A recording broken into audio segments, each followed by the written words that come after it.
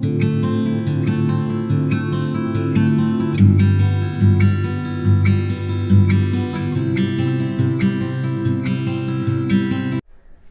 everyone, I am Deepak Sawant. Welcome you to my channel toppers biology.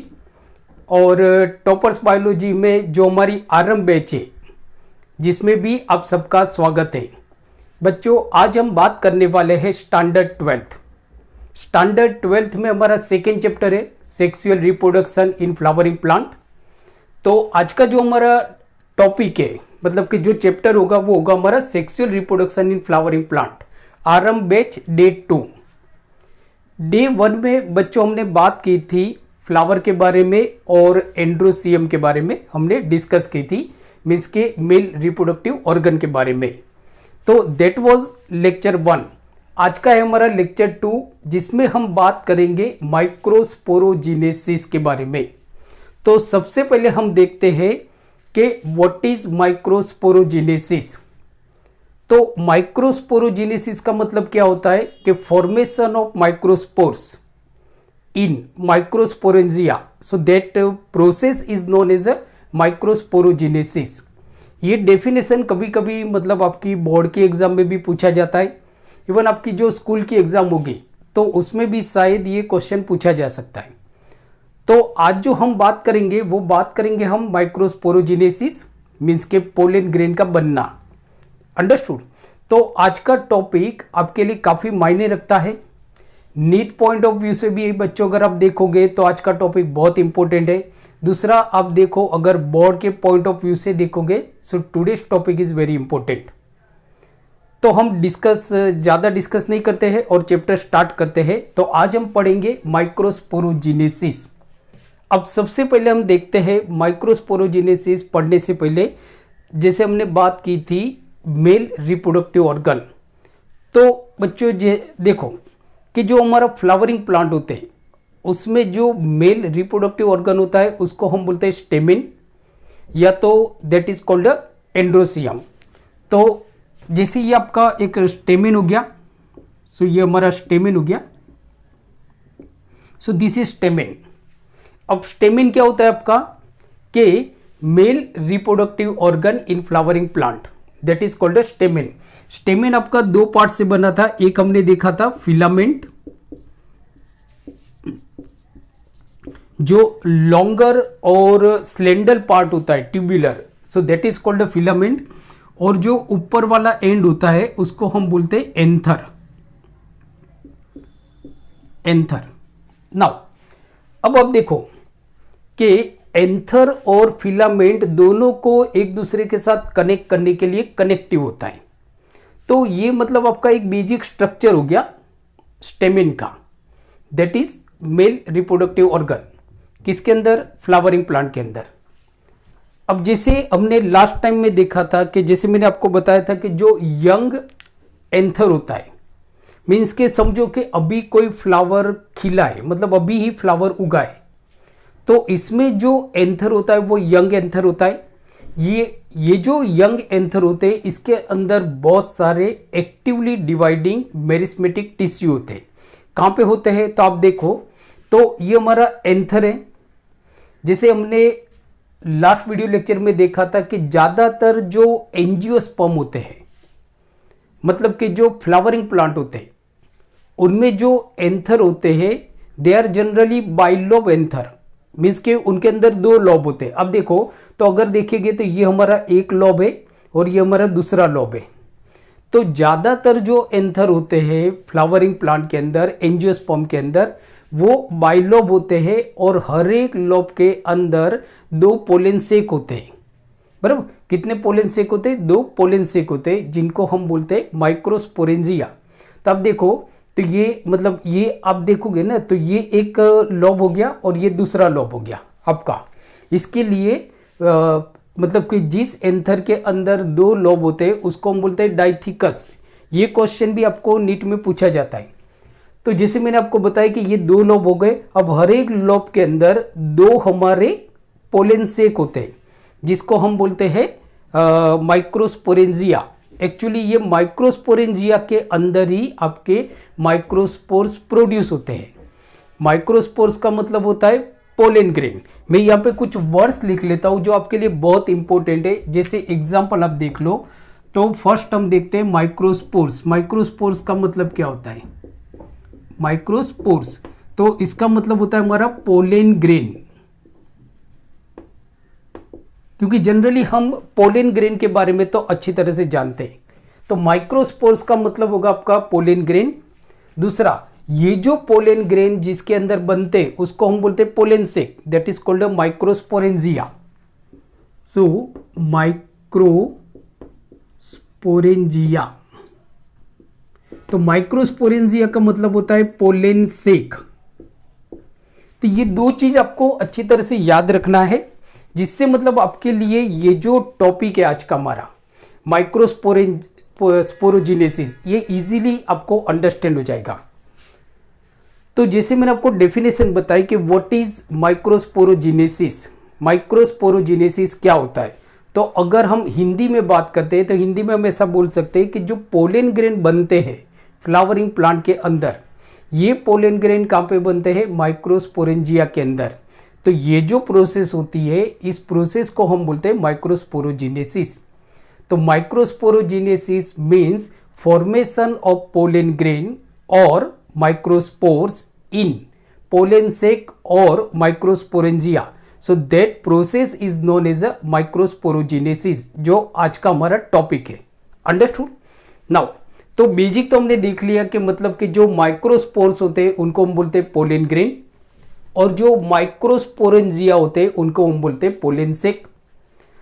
अब जैसे हम जानते हैं कि जो यंग एंथर होता है, अभी अभी कोई एंथर बनना शुरू हुआ है, तो ये जो यंग एंथर होता है, इसमें जो ये सबसे बाहर वाला जो लेयर होता है उसको हम बोलते हैं एपिडर्मिस। ये एपिडर्मिस के नीचे एक लेयर होता है, उस लेयर को हम बोलते हैं hypodermis. So that layer is known as a hypodermis. ये किसके अंदर होता है? जो यंग एंथर होता है उसके अंदर। अब ये जो हाइपोडर्मिस होता है, अभी तो ये जो एंथर है ना आपका, ये तो अच्छी तरह से डेवलप एंथर है, बट समझो कि अभी डेवलप हो रहा है।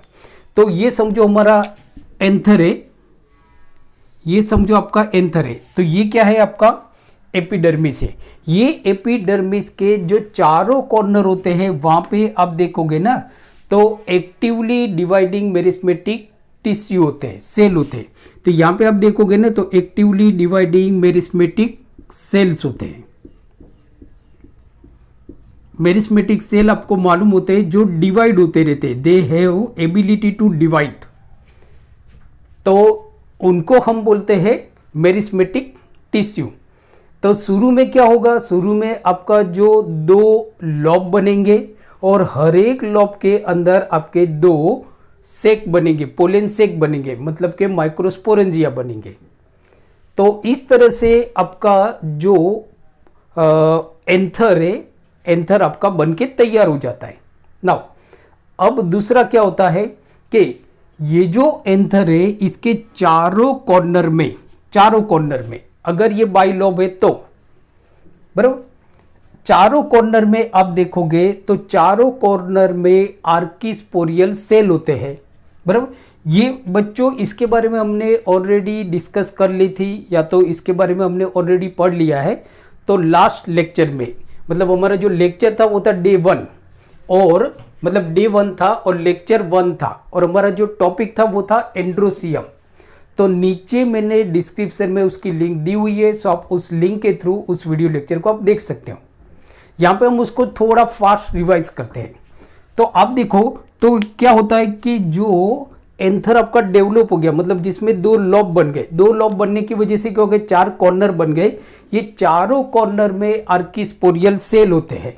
कौन से सेल होते हैं? आर्किस्पोरियल सेल, आर्किस्पोरियल सेल्स होते हैं, आर्किस्पोरियल सेल्स। बराबर। नाउ अब आप देखो कि ये जो चारों कॉर्नर में, एंथर के चारों कॉर्नर में जो आपके आर्किस्पोरियल सेल्स होते हैं, ये आर्किस्पोरियल सेल्स आपके पेरिक्लिनली डिवाइड होने लगते हैं। पेरिक्लिनली डिवाइड होते हैं, ये क्वेश्चन भी आपको पूछा जाता है। अब ये जो आर्किस्पोरियल सेल होते हैं ये पेरिक्लिनली डिवाइड होते हैं। डिवाइड होने के बाद ये एक्चुअली आपके दो लेयर बनाते हैं। तो जैसे समझो कि इसके बाद वाला जो आपका स्टेप होगा वो क्या हो जाएगा, तो समझो कि ये हमारा एंथर है, ये आपका एंथर हो गया, मतलब ये हमारा एंथर हो गया। अब मैंने क्या बताया कि ये जो ब्लू ब्लू कलर के है ये समझ लो, इसको हम समझते हैं आर्किस्पोरियल सेल्स। ये कहां पे होते हैं कि जो एंथर होते हैं उसके चारों कॉर्नर में जो हाइपोडर्मल रीजन होते हैं उसमें आर्किस्पोरियल सेल्स होते हैं। ये क्वेश्चन भी आपको नीट में पूछा जाता है। तो ये आर्किस्पोरियल सेल पेरिक्लिनली डिवाइड होते हैं। पेरिक्लिनली डिवाइड होने के बाद ये दो लेयर बनाएंगे। एक बार वाला लेयर बनेगा, तो जैसे देखो, तो मैं इसको थोड़ा बड़ा करता हूं जिससे आपको इजीली मालूम पड़ जाएगा। सो नाउ ये हमारा एंथर है, बराबर। तो ये हमारे ब्लू कलर के आर्किस्पोरियल सेल है, ये पेरिक्लिनली डिवाइड हो गए। एंड पेरिक्लिनली डिवाइड होने के बाद यहां से आपको नीट में क्वेश्चन पूछा जाता है, इसके लिए मैं रिपीट कर रहा हूं बच्चों, तो थोड़ा आप ध्यान रखिए, बराबर। सो नाउ कि these archisporial cells divide periclinally and they form outer primary parietal layer और inner primary sporogenous layer, ये बनाता है। मतलब मैंने आपको क्या बताया कि ये जो आर्किस्पोरियल सेल्स होते हैं ये पेरिक्लिनली डिवाइड होते हैं। पेरिक्लिनली डिवाइड होने के बाद मतलब ये हमारे आर्किस्पोरियल सेल है, ये आर्किस्पोरियल सेल आपके पेरिक्लिनली डिवाइड होंगे। डिवाइड होने के बाद ये बाहर की तरफ एक लेयर बनाएंगे। तो ये समझो आपका बाहर की तरफ एक लेयर बन गया, बराबर, जिसको हम बोलेंगे बाहर वाला जो लेयर है उसको हम बोलेंगे प्राइमरी पेरिएटल लेयर, ये बोलेंगे। और एक दूसरा अंदर लेयर बनता है आपका, ये जो अंदर लेयर है इसको हम बोलेंगे प्राइमरी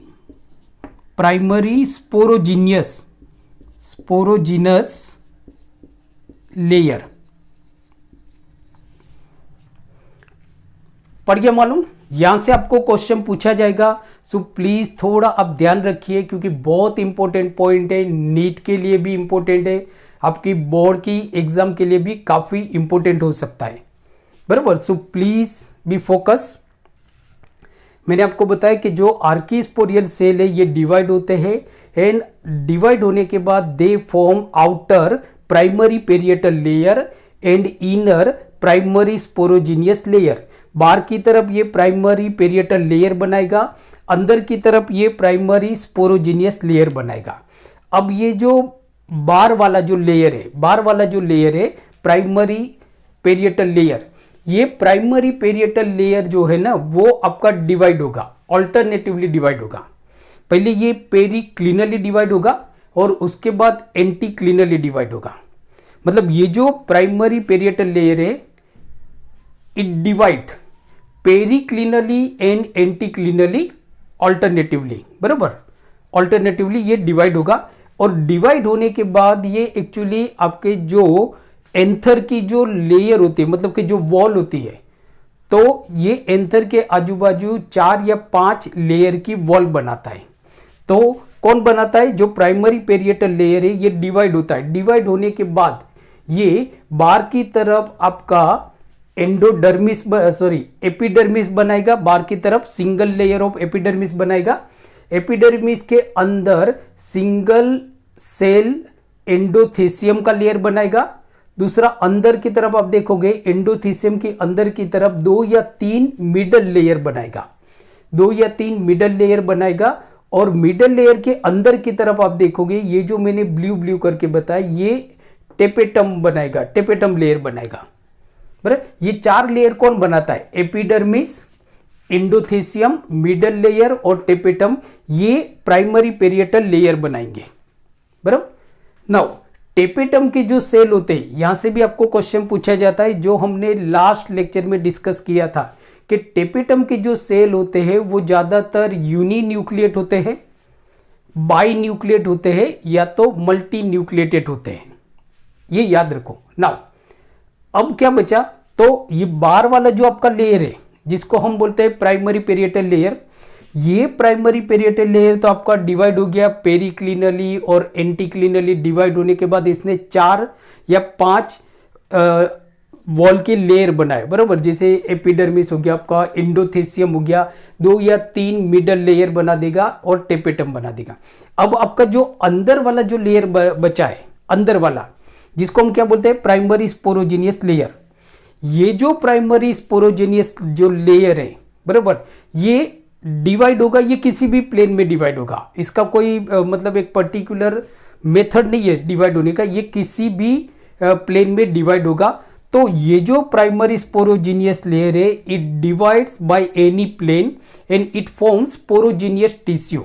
मींस कि ये प्राइमरी स्पोरोजिनियस लेयर क्या बनाएगा आपका, पोरोजिनियस टिश्यू बनाएगा। तो समझो कि यहाँ पे अंदर की तरफ आपका स्पोरोजिनियस टिश्यू बन गए, ये सारे आपके स्पोरोजिनियस टिश्यू बन गए। तो अब याद रखो कि ये जो स्पोरोजिनियस टिश्यू है, इसमें से ही आपका माइक्रोस्पोर्स बनेंगे, मींस के पोलन ग्रेन बनेंगे। उस प्रोसेस को हम बोलते हैं माइक्रोस्पोरोजिनेसिस। तो यहां तक तो आपको मालूम पड़ गया। अब हम देखते हैं कि किस तरह से पोलन ग्रेन बनते हैं या तो किस तरह से माइक्रोस्पोर्स बनते हैं। बच्चों याद रखो, पोलन ग्रेन या माइक्रोस्पोर्स बोथ आर सेम, बराबर। तो मैं बार बार आपको बता रहा हूं कि माइक्रोस्पोर्स को ही हम पोलन ग्रेन बोलते हैं, क्योंकि ज्यादातर हम 9th और 10th में पढ़ते आए हैं पोलन ग्रेन। तो पोलन ग्रेन हमारे दिमाग में छप गया है, बट पोलन ग्रेन को हम माइक्रोस्पोर्स भी बोलते हैं। So being a biology student you should remember it कि pollen grain is also known as a microspores. Understood. चलो आगे चलते हैं। अब आप देखो, तो मतलब आपका ये प्राइमरी स्पोरोजेनियस टिश्यू तो बन गए। ये जो प्राइमरी स्पोरोजेनियस लेयर था, ये लेयर प्राइमरी स्पोरोजेनियस टिश्यू बन गए। अब ये जो प्राइमरी स्पोरोजेनियस टिश्यू है, ये डिवाइड होंगे और सेपरेट होंगे, याद रखो। तो एग्जांपल जैसे हम थोड़ा इसको आगे और देखते हैं, तो ये एंथर को मिटा देते हैं क्योंकि अब इसका कोई काम नहीं है। नाउ अब आप देखो, तो इसके आगे वाला पिक्चर हम देखते हैं। तो ये समझो आपका एंथर हो गया। मैं बार बार रिवाइज कर रहा हूं, आप शायद बोर हो जाते होंगे, बराबर। तो ये हो गया। अब आप देखो, तो ये आपके 4 लेयर हम बना देते हैं। यहाँ पे एक लेयर हो गया, ये दूसरा लेयर हो गया, 3rd layer and 4th layer, बराबर। 4 लेयर बन गए आपके, ये रहे, बराबर। Epidermis, endothecium, middle layer and tapetum. और अंदर की तरफ ये जो है, अंदर की तरफ मतलब यहाँ पे, तो ये जो अंदर की तरफ जो है, तो अंदर की तरफ समझो यहाँ पे है आपके स्पोरोजिनियस टिश्यू। ये आपके स्पोरोजिनियस टिश्यू है, ये सारे टिश्यू है। अभी ये जो टिश्यू है ना, ये टिश्यू मतलब यहाँ पे हम ड्रॉ करते हैं, तो ये जो टिश्यू है ये डिवाइड होंगे। डिवाइड होने के बाद ये सेपरेट होंगे, मतलब कि दे डिवाइड एंड सेपरेट। तो ये टिश्यू आपके डिवाइड हो गए और सेपरेट हो गए। ये समझो आपके इस तरह से सेपरेट हो गए। क्या मैं बोल रहा हूं, एक स्टेप बाय स्टेप हम बात करते हैं कि प्राइमरी स्पोरोजेनियस लेयर ये डिवाइड हुआ। ये प्राइमरी स्पोरोजेनियस लेयर डिवाइड होके क्या बना आपका स्पोरोजेनियस टिश्यू। मीन्स के प्राइमरी स्पोरोजेनियस लेयर में से आपका क्या बना, स्पोरोजेनियस टिश्यू। ये याद रखना है, ये सीक्वेंस याद रखोगे तो आपके लिए बहुत इजी हो जाएगा। नाउ अब ये जो प्राइमरी स्पोरोजेनियस जो स्पोरोजेनियस जो टिश्यू है, ये आपके डिवाइड होते हैं और सेपरेट होते हैं। तो ये डिवाइड हो गए, डिवाइड एंड सेपरेट। तो ये अब देखो, ये डिवाइड हो गए और सेपरेट हो गए आपके। अब सेपरेट होने के बाद याद रखो, ये हर एक जो सेल है, ईच सेल, हर एक जो सेल है, ये सारे सेल आपके डिवाइड हो गए, बराबर। तो ये हर एक जो सेल है, ये आपका माइक्रोस्पोरोसाइट्स की तरह एक्ट करेगा।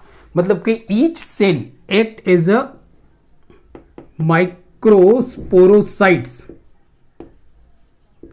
या तो माइक्रोस्पोर्स मदर सेल, जिसको हम एमएमसी भी बोलते हैं। ये बहुत इंपॉर्टेंट आपका पॉइंट हो गया। तो या तो इसको हम माइक्रोस्पोर्स मदर सेल भी बोलते हैं। माइक्रोस्पोर्स मदर सेल जिसको हम बोलेंगे एमएमसी। तो एमएमसी कहां से बना, ये क्वेश्चन आपको पूछा जाएगा, बराबर। तो एमएमसी कैसे बना, तो जो प्राइमरी स्पोरोजेनियस लेयर है, ये डिवाइड होने के बाद स्पोरोजेनियस टिश्यू बना। ये स्पोरोजेनियस टिश्यू डिवाइड हुए और सेपरेट हुए, मतलब कि ये जो आपके स्पोरोजेनियस टिश्यू है ये डिवाइड हो गए, किसी भी प्लेन से ये डिवाइड हो गए। डिवाइड होने के बाद ये एक दूसरे से सेपरेट हो गए। सेपरेट होने के बाद हर एक जो सेल है वो माइक्रोस्पोरोसाइट्स की तरह एक्ट करेगा, या तो माइक्रोस्पोर्स मदर सेल की तरह एक्ट करेगा, जिसको हम बोलेंगे एमएमसी। चलो यहां तक तो आपको मालूम पड़ गया। मतलब एमएमसी या तो माइक्रोस्पोर्स मदर सेल किस में से बने, स्पोरोजेनियस टिश्यू में से बने। अंडरस्टूड। नाउ अब आप देखो तो समझो कि बहुत सारे आपके माइक्रोस्पोर्स मदर सेल बने, बट ये सारे सेल आपके जिंदा नहीं रहेंगे। कुछ सेल जो है वो मर जाते हैं, बराबर, मतलब कि डीजनरेट हो जाते हैं। जैसे हम एग्जांपल लेते हैं कि समझो यहाँ पे हमारे टोटल है 5, 5, 10, 12 है, बराबर। तो 12 में से आप देखोगे, मतलब ये तो एक एग्जांपल है, 12 नहीं होते, मतलब हजारों लाखों होते। तो some microspore mother cell degenerate and they provide nutrition to the other microsporocytes. जो दूसरे जो बचे हुए जो जिंदा माइक्रोस्पोरोसाइट्स है उनको एक्चुअली न्यूट्रिशन देंगे। तो आप देखो, तो ये जो सेल है, ये सेल में से मतलब कि जैसे कि यहाँ पे हमारे 12 सेल है, 12 सेल में एक एग्जांपल दे रहा हूं, बराबर। आपको ऐसा नहीं समझना कि 12 सेल है। ये 12 में से समझो कि कुछ सेल आपके डीजनरेट हो गए या आपके बचे, तो जो डीजनरेट मतलब कि some microspores mother cell degenerate and, मतलब कि वो डीजनरेट होने के बाद वो क्या करेंगे कि जो बचे हुए जो माइक्रोस्पोरोसाइट से, मींस के जो माइक्रोस्पोर्स मदर सेल है उनको एक्चुअली न्यूट्रिशन प्रोवाइड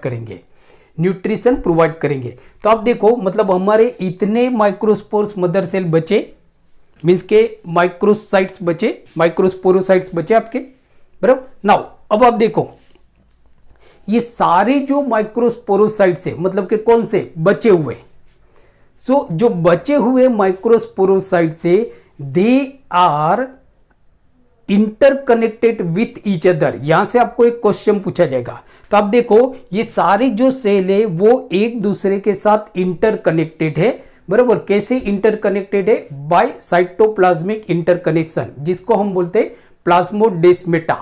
तो आप देखो, मैं यहां पे बताता हूं कि ये जो आपके सारे माइक्रोस्पोर्स मतलब कि ये बचे हुए माइक्रोस्पोरोसाइट से या तो माइक्रोस्पोर्स मदर सेल है, ये सारे एक दूसरे के साथ इंटरकनेक्टेड है। समझो कि ये आपका सेल है, ये दूसरा सेल है आपका माइक्रोस्पोरोसाइट, ये आपका तीसरा सेल है, ये 4th है, ये 5th है और ये 6th है, बराबर। तो ये सारे जो माइक्रोस्पोरोसाइट से they are interconnected with each other, एक दूसरे से इंटरकनेक्टेड है।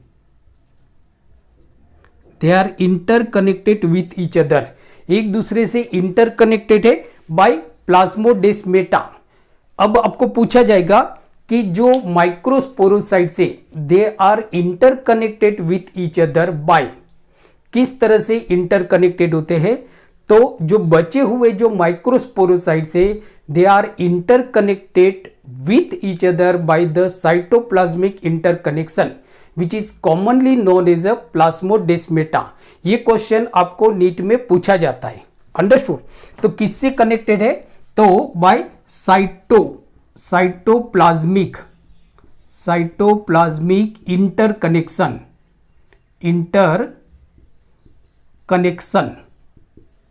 बराबर, जिसको हम प्लाज्मोडेस्माटा भी बोलते हैं। तो इंटरकनेक्ट से ये मतलब एक दूसरे के साथ कनेक्ट होते हैं, बराबर, साइटोप्लाज्मिक इंटरकनेक्शन से। नाउ अब होता क्या है, तो देखो अब क्या होता है कि ये जो आपके माइक्रोस्पोरोसाइट से मतलब कि ये जो आपके माइक्रोस्पोरोसाइट्स है ये अपने अंदर एक लेयर बनाता है, मतलब अपने अंदर एक लेयर बनाते हैं, बराबर। यहां से भी आपको नीट में क्वेश्चन पूछा जाता है कि ये जो सारे जो माइक्रोस्पोरोसाइट्स है जो एक दूसरे के साथ कनेक्टेड है, मतलब एक दूसरे के साथ मिले हुए हैं, किससे मिले हुए हैं? By cytoplasmic interconnection. अब होता क्या है कि ये जो सारे माइक्रोस्पोरोसाइट्स है ये अपने अंदर एक लेयर बनाते हैं। किसका लेयर बनाते हैं? केलोस का। केलोस का ये लेयर आपके लिए बहुत इंपॉर्टेंट है। तो आप जैसे देखो तो समझो हम एक का ही एग्जांपल लेते हैं, सबका नहीं, या तो दो का एग्जांपल लेते हैं। ये दो आप देखो तो ये दो हमारे एक दूसरे के साथ कनेक्टेड है बाय किससे कनेक्टेड है? साइटोप्लाज्मिक इंटरकनेक्शन से। ये आपका साइटोप्लाज्मिक इंटरकनेक्शन है, इससे ये कनेक्टेड है, बराबर। नाउ अब होता क्या है कि ये जो आपके सेल है जो एक दूसरे के साथ कनेक्ट है ये अपने अंदर एक लेयर बनाते हैं केलोस का। So they form internal layer of callose. They form internal layer of callose. तो किसका लेयर बनाएंगे? ये क्वेश्चन आपको पूछा जाता है। तो they form internal layer of callose. Callose, बराबर। केलोस, केलोस एक्चुअली क्या होता है ये क्वेश्चन भी आपको पूछा जाता है। तो callose is a beta 1, callose is a beta 1 3 glucan. So ये पूछा जाता है आपको। So what is callose? तो callose is a beta 1 3 glucan. So ये क्या हो गया कि ये जो मतलब ये प्लाज्मा सॉरी ये जो आपका माइक्रोस्पोरोसाइट्स है इन्होंने अपने अंदर एक लेयर बना दिया जिस लेयर को हम बोलते हैं केलोस। अब ये जो केलोस लेयर होता है ये क्या करता है कि इनके बीच में जो साइटोप्लाज्मिक इंटरकनेक्शन होता है उसको तोड़ देते हैं, इंटरकनेक्शन को तोड़ देते हैं। जैसे आप देखो पहले क्या था कि पहले जो आपके माइक्रोस्पोरोसाइट्स जो बने थे ये माइक्रोस्पोरोसाइट्स एक दूसरे के साथ जुड़े हुए थे। किससे जुड़े हुए थे? साइटोप्लाज्मिक इंटरकनेक्शन से एक दूसरे के साथ जुड़े हुए थे। अब हुआ क्या कि हर एक जो माइक्रोस्पोरोसाइट्स है ये हर एक माइक्रोस्पोरोसाइट्स ने अपने अंदर एक इंटरनल लेयर बनाया। किसका लेयर बनाया? केलोस का। सो केलोस क्या है? So what is callose? So callose is a beta 1 3 glucan, बराबर। नाउ अब ये जो केलोस है ये केलोस क्या करेगा कि जो साइटोप्लाज्मिक इंटरकनेक्शन है उसको तोड़ देगा और तोड़ने की वजह से ये जो सारे जो माइक्रोस्पोरोसाइट्स है जो पहले एक दूसरे के साथ ज्वाइंट थे अब ये सेपरेट हो जाएंगे, एक दूसरे से सेपरेट हो जाएंगे। तो आप देखो तो ये सारे मतलब ये सारे जो ब्लू ब्लू कलर से मैंने किया है ये साइटोप्लाज्मिक इंटरकनेक्शन आपका टूट गया। टूटने के बाद क्या हुआ कि सारे जो सेल है सारे जो आपको माइक्रोपोरोसाइट से ये अलग हो गए। ये देखो ये इस तरह से अलग हो गए। हाँ, सबके अंदर केलोस का लेयर तो है, सबके अंदर केलोस का लेयर तो है। तो आप देखो मतलब कि ये जो आपके जो पहले जुड़े हुए जो माइक्रोस्पोरोसाइट्स थे नाउ तो केलोस ने उनके बीच का जो साइटोप्लाज्मिक इंटरकनेक्शन था वो तोड़ दिया और इसकी वजह से ये सारे जो माइक्रोस्पोरोसाइट्स है ये एक दूसरे से सेपरेट हो गए, बराबर, सेपरेट हो गए। तो यहां पे मतलब हम देखते हैं एक दूसरे से सेपरेट हो गए। तो हम यहां पे पिक्चर बनाते हैं, ये सारे एक दूसरे से सेपरेट हो गए। जैसे हम सिर्फ दो का ही एग्जांपल लेते हैं। हाँ, इनके अंदर याद रखना ये जो माइक्रोस्पोरोसाइट्स होते हैं इनके अंदर अभी केलोस का लेयर तो है, केलोस लेयर तो रहेगा। दूसरा कि इनके अंदर they have plenty diploid nuclei, इनके अंदर बहुत सारा डाइप्लॉइड न्यूक्ली होता है। ये क्वेश्चन भी आपको पूछा जाता है कि जो आपके माइक्रोस्पोरोसाइट्स है ये कैसे होते हैं। ये क्वेश्चन आपको नीट के एग्जाम में पूछा जाएगा कि जो माइक्रोस्पोरोसाइट्स होते हैं या तो जो माइक्रोस्पोर्स मदर सेल्स होते हैं ये कैसे होते हैं, हैप्लॉइड होते हैं या डाइप्लॉइड होते हैं। तो याद रखना है कि जो माइक्रोस्पोर्स मदर सेल है जिसको हम एमएमसी बोलते हैं ये एक्चुअली डाइप्लॉइड होते हैं। मीन्स के इनके अंदर 2 पेयर ऑफ क्रोमोजोम की 2 पेयर होती है, सो डाइप्लोइड होते हैं। अंडरस्टूड। नाउ अब क्या होता है कि ये जो आपके माइक्रोस्पोरोसाइट से, डाइप्लोइड माइक्रोस्पोरोसाइट से ये मियोसिस डिवीजन से डिवाइड होंगे। याद रखो, मियोसिस डिवीजन से डिवाइड होंगे। तो जैसे देखो कि ये आपका क्या है, न्यूक्लियस है। अब सेकेंड स्टेप इसके नीचे वाला बनाते हैं, तो जैसे आपका न्यूक्लियस, फिर यहां पे आपका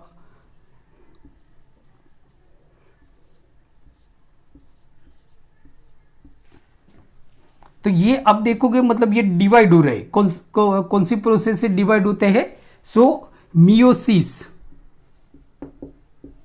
bye meiotically they divide, reduction division से ये डिवाइड होंगे। सो डिवाइड होने के बाद ये आप देखोगे ना, तो मतलब कि जो 4 हैप्लॉइड न्यूक्ली बनाएंगे, ये 4 हैप्लॉइड न्यूक्ली बनाएंगे। मतलब ये जो एक था आपका जो डाइप्लोइड, तो ये 4 हैप्लॉइड न्यूक्ली बनाएंगे, 4 हैप्लॉइड न्यूक्ली बनाएंगे, 4 हैप्लॉइड न्यूक्ली।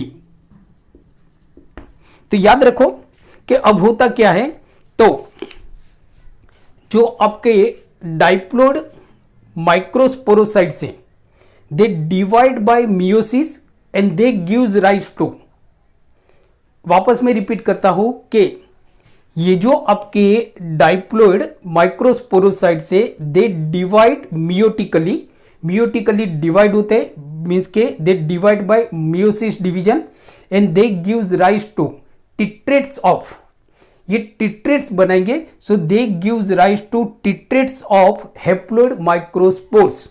ये हैप्लॉइड माइक्रोस्पोर्स बनाएंगे, बट टिट्रेट बनाएंगे। टिट्रेट मतलब 4 बनाएंगे, याद रखो। तो ये जो 4 हैप्लॉइड न्यूक्ली बनाते हैं, ये 4 हैप्लॉइड न्यूक्ली अभी भी इनके आजू बाजू केलोस का लेयर है, इनके आजू बाजू अभी भी केलोस का लेयर है। मतलब ये चारों जो न्यूक्ली है ना, ये चारों जो न्यूक्ली है हैप्लॉइड न्यूक्ली, बराबर, ये चारों हैप्लॉइड न्यूक्ली अभी एक ही सेल के अंदर है, एक ही सेल के अंदर है, बराबर। मतलब कि इनके आजू बाजू एक लेयर है, केलोस का लेयर है। तो मैंने क्या बताया आपको कि ये जो आपका डाइप्लोइड माइक्रोस्पोरोसाइट से इट डिवाइड मियोटिकली, मीन्स के by the division of meiosis and they gives rise to tetrads of 4 haploid microspores. So that process is known as a cytokinesis. तो उस प्रोसेस को हम बोलते हैं cytokinesis. So that process is known as a cytokinesis. यहां से भी आपको क्वेश्चन पूछा जाता है कि आपको पूछा जाएगा कि by which process diploid microsporocytes divide and gives rise to tetrads of 4 haploid microspores, 4 haploid microspores बने। तो उस प्रोसेस को हम क्या बोलते हैं? तो that process is known as a cytokinesis. और डिवीजन कौन सा होगा आपका? सेल डिवीजन कौन सा होगा? तो सेल डिवीजन होगा आपका मियोसिस, नॉट माइटोसिस। मैं अगेन रिपीट करता हूं, बहुत ही सिंपल लैंग्वेज में मैं यहां पे रिपीट करता हूं, जिससे आपको अच्छी तरह से मालूम पड़ जाए कि यहां पे हमने देखा कि ये जो आपके माइक्रोस्पोरोसाइट से जो डाइप्लोइड है, तो ये जो आपके डाइप्लोइड माइक्रोस्पोरोसाइट से they divide by meiosis division, बराबर, by meiosis division and gives rise to tetrates of 4 haploid microspores, 4 haploid microspores, बराबर, by the process known as a cytokinesis। इसको हम बोलते हैं साइटोकाइनेसिस। नाउ अब जैसे आप देखो कि ये आपका साइटोकाइनेसिस तो हो रहा है, अब क्या हो गया? अब आपका क्या होगा कि ये जो आपके 4 जो हैप्लॉइड न्यूक्ली है, ये जो आपके 4 हैप्लॉइड न्यूक्ली है, ये एक दूसरे से सेपरेट होंगे। ये जो आपके 4 हैप्लॉइड न्यूक्ली है, दे सेपरेट फ्रॉम ईच अदर, बराबर। ये एक दूसरे से सेपरेट होंगे और सेपरेट होने के बाद ये 4 डिफरेंट सेल बनाएंगे, 4 अलग अलग सेल बनाएंगे। सो नाउ अब हम इसको थोड़ा और देखते हैं। तो आपका ये हो गया, तो ये समझो कि आपका माइक्रोस्पोरोसाइट्स था, बराबर। नाउ अब ये जो चार हैप्लोइड न्यूक्ली है, ये जो 4 हैप्लोइड न्यूक्ली है, ये 4 हैप्लोइड न्यूक्ली एक दूसरे से सेपरेट हो जाएंगे। सेपरेट होने के बाद दे फॉर्म, किसमें सेपरेट होंगे, तो इन 4 डिफरेंट सेल, बराबर, इन टिट्रेट्स। ये मतलब कि ये आपका एक सेल हो गया, ये बराबर, इसके अंदर चला गया, ये इसके अंदर, ये इसके अंदर और ये इसके अंदर। मतलब ये प्रोसेस कब होती है, जब साइटोकाइनेसिस होता है तब। तो साइटोकाइनेसिस में क्या हुआ कि ये जो 4 हमारे हैप्लोइड न्यूक्ली बने, ये 4 हैप्लोइड न्यूक्ली, वापस में रिपीट करता हूं एकदम प्रॉपरली, कि जब आपकी साइटोकाइनेसिस प्रोसेस चल रही है, बराबर, so during cytokinesis 4 haploid nuclei separate into 4 different cell in tetrads. ये 4 जो हैप्लोइड न्यूक्ली है, ये 4 अलग अलग सेल में सेपरेट हो गए, बट ये चारों सेल अभी भी इनके आजू बाजू केलोस का लेयर है, बराबर, इनके आजू बाजू आपका केलोस का लेयर है। तो इसके लिए इसको हम बोलते हैं टिट्रेट्स। सो इट इज कॉल्ड टिट्रेट्स, टिट्रेट्स, बराबर। सो नाउ इस तरह से आप देखोगे तो ये आपका माइक्रोस्पोर्स बन गया। मीन्स कि ये पूरी प्रोसेस को हम बोलते हैं माइक्रोस्पोरोजिनेसिस, माइक्रोस्पोरोजिनेसिस। नाउ अब आप देखो तो ये तो आपका टिट्रेट्स बन गया। अब जैसे हमने देखा कि ये हमारे 4 लेयर है। सबसे बाहर वाला लेयर कौन सा है आपका, एंडोडर्मिस। अंदर वाला, उसके अंदर वाला लेयर है आपका इंडोथीसियम। फिर इंडोथीसियम के अंदर वाला जो लेयर है, 2 या 3 लेयर होते हैं, वो होते हैं मिडल लेयर, और दूसरा जो सबसे अंदर वाला जो लेयर होता है वो होता है आपका टेपेटम। तो याद रखो कि जब माइक्रोस्पोरोजिनेसिस हो रहा है तो ये 4 लेयर में से जो 2 लेयर है अंदर वाले, ये जो आपके टेपेटम है और जो मिडल लेयर है, बराबर, ये टेपेटम और मिडल लेयर है, ये एक्चुअली इनको न्यूट्रिशन प्रोवाइड करते हैं, ये एक्चुअली इनको न्यूट्रिशन प्रोवाइड करते हैं। तो आपको एक क्वेश्चन पूछा जाता है कि लाइक जैसे बहुत इंपॉर्टेंट क्वेश्चन आपको पूछा जाता है कि ये सारी प्रोसेस बन रही है ना आपके, मतलब यहां से आप देखोगे तो ये बनते बनते मतलब हमारा टिट्रेट्स बन गया, माइक्रोस्पोर्स बन गया, ये माइक्रोस्पोर्स बन गए, बराबर। नाउ इस प्रोसेस को हम बोलते हैं माइक्रोस्पोरोजिनेसिस। तो नाउ ये जो आपका माइक्रोस्पोर्स बन रहे हैं तो इनको न्यूट्रिशन कौन प्रोवाइड करता है, न्यूट्रिशन हो गया आपका, एमिनो एसिड्स हो गया, एंजाइम हो गए, हॉर्मोन्स हो गए, ये कौन प्रोवाइड करता है। ये क्वेश्चन काफी बार नीट के एग्जाम में पूछा गया है। तो याद रखो कि टेपेटम में जो सेल होते हैं, tapetal, so tapetum layer provide nutrition to the developing microspores.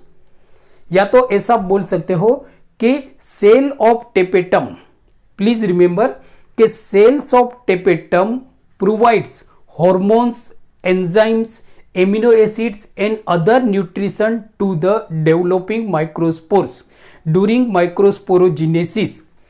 वापस में एक बार रिपीट करता हूं, बहुत इंपॉर्टेंट क्वेश्चन है, प्लीज आप इसको लिख लो, बराबर, कि मैं क्वेश्चन आपको क्या पूछ रहा हूं, मतलब क्या बता रहा हूं।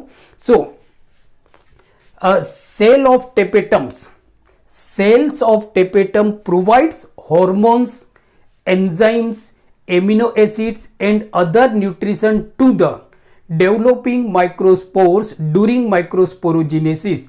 सो ये क्वेश्चन आपको काफी बार नीट की एग्जाम में पूछा गया है, so please remember. Okay, now अब जैसे हमने देखा कि अब जो आपके लिए बहुत इंपॉर्टेंट है, मतलब यहां पे मतलब हमारा माइक्रोस्पोरोजिनेसिस तो खत्म हो गया, यहां पे हमारा माइक्रोस्पोरोजिनेसिस खत्म हो गया। अब हम थोड़ा सा देख लेते कि ये जो आपके टिट्रेट्स हैं, जो आपके टिट्रेट्स है, ये अलग अलग तरह से अरेंज हो सकते हैं। ये जो टिट्रेट्स है ये आपके अलग अलग तरह से अरेंज हो सकते हैं, जैसे कि टेट्राहेड्रल अरेंज हो सकता है। तो ये जो फिगर मैं अभी आपको बता रहा हूं वो फिगर आपको पूछी जाती है। तो ये जो टिट्रेट्स होंगे ये टेट्राहेड्रल भी अरेंज हो सकते हैं, जैसे यहां पे हम देख रहे हैं। तो इसको हम बोलेंगे टेट्राहेड्रल। सो याद रखो कि जो टिट्रेट्स है, सो टिट्रेट्स में arrange in the form of tetrahedral, tetrahedral के फॉर्म में भी अरेंज हो सकते हैं। कौन, टिट्रेट्स टेट्राहेड्रल, दूसरा आइसोबाइलेटरली भी अरेंज हो सकते हैं। सो ये मतलब ऐसे डायग्राम दिया जाएगा और आपको पूछा जाएगा आइसोबाइलेटरली भी आपका डिवाइड, ये आपका टेट्राहेड्रल हो गया। आइसोबाइलेटरल भी मतलब ऐसे ही होता है, ये आइसोबाइलेटरल ही है बराबर आपका आइसोबाइलेटरल। फिर दूसरा जो होता है आपका वो होता है डिकोसेट। डिकोसेट फॉर्म में भी ये अरेंज होता है, ये बहुत इंपॉर्टेंट है, इसका एग्जांपल भी आपको पूछा जाएगा। सो यहां पे आप देखोगे तो ये टिट्रेट है। सो ये टिट्रेट अरेंज हो गया आपका डिकोसेट, इसको हम बोलेंगे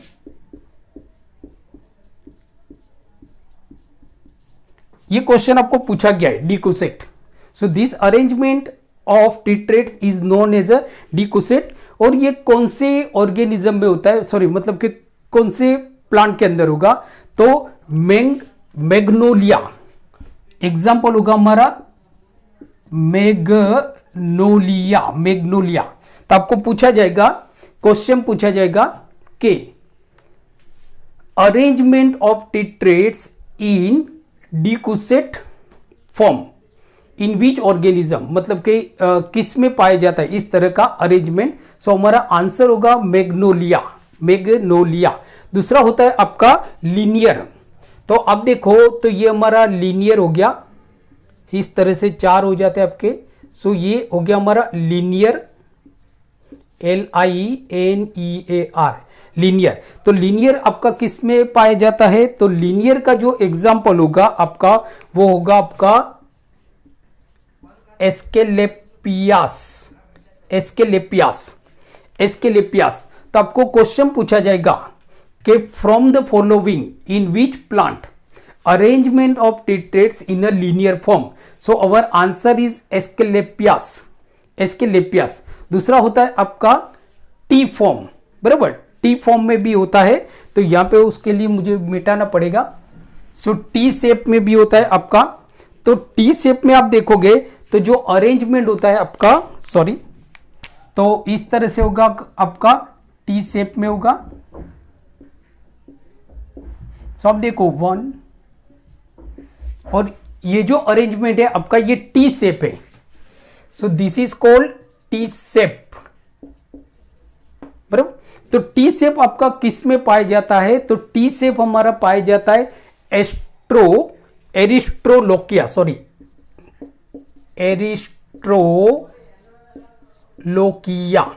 एरिस्ट्रोलोकिया। तो आप देखोगे तो ये डिफरेंट टाइप्स के अरेंजमेंट है, डिफरेंट टाइप के टिट्रेट्स का अरेंजमेंट है, बराबर। वापस एक बार हम देख लेते। तो this is the different type of arrangement of tetrads like tetrahedral, then decussate in Magnolia, linear in Asclepias और टी शेप इन एरिस्टोलोकिया। सो बच्चों आज हमने देखा माइक्रोस्पोरोजिनेसिस के बारे में। So thank you very much for watching today's lecture.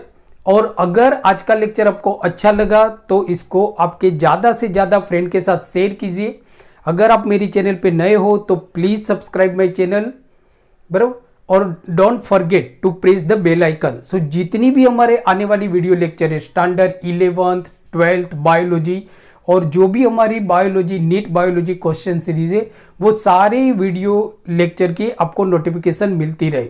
So please subscribe my channel toppers biology and keep watching और keep studying, और अपना ख्याल रखिए, बराबर। Thank you.